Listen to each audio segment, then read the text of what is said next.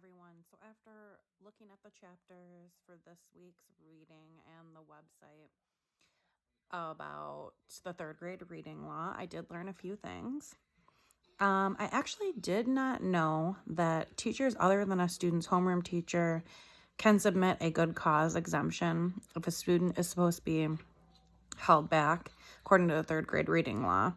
I thought it was only their own teacher and their parent. And I'll get into more details about that when I talk about the one page that I liked the best from this. I was familiar with the third grade reading law before this. I do think the law had helpful intent behind it.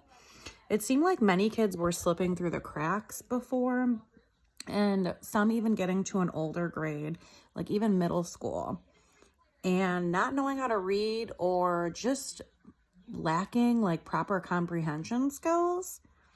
At least when I was in school, this definitely happened.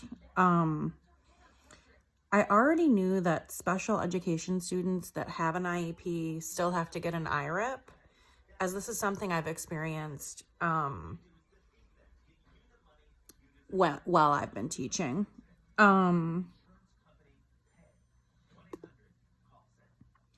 I do feel that this reading law can make it so that dyslexic students may be held back, even though that they're not failing altogether.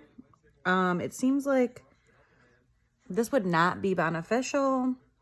Like if they get held back and maybe they are just dyslexic and need additional help or the material presented in a different way, the rest of the things in their grade, they may not be struggling with that. They're already gonna know that, and it could cause more behavior problems. They might be bored.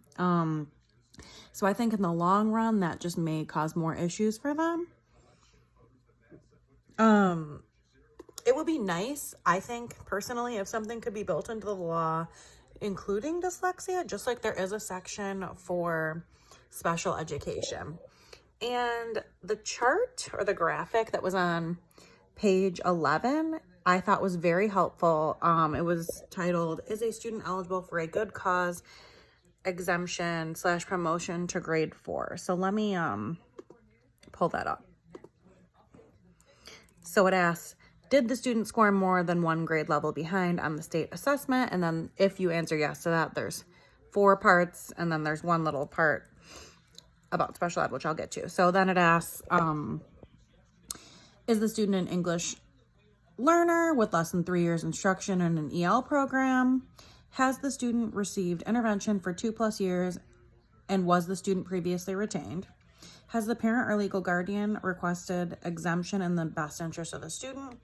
And has the student been enrolled less than 2 years at the current school with no IRIP from the previous school? So if the answer is yes to any of those, then it says that they may be eligible for a good cause exemption. And the district superintendent determines if the student will be placed in grade 4 or retained in grade 3. And then it goes on and talks about the different supports and things. And then at the very bottom, it asks if the student has an IEP or a 504 plan. And if the answer to that is yes, it says, has the IEP team or 504 coordinator requested a good cause exemption? Has the parent or legal guardian requested a good cause exemption? And if any of those are yes, then, you go on and determine if they're going to go on or if they're going to be retained. And then at the very bottom, it asks about, does the student have a portfolio to demonstrate proficiency? If yes, then does the portfolio show that the student is proficient on third grade ELA standards with, they need multiple work samples for this? And also, does the portfolio show that the student is proficient on third grade math assessment and third grade science and social studies standards?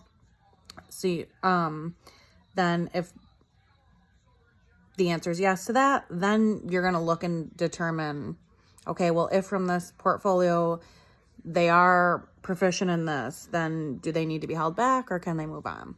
So I just thought if anybody is having trouble understanding, on page 11, that graphic was very helpful to me.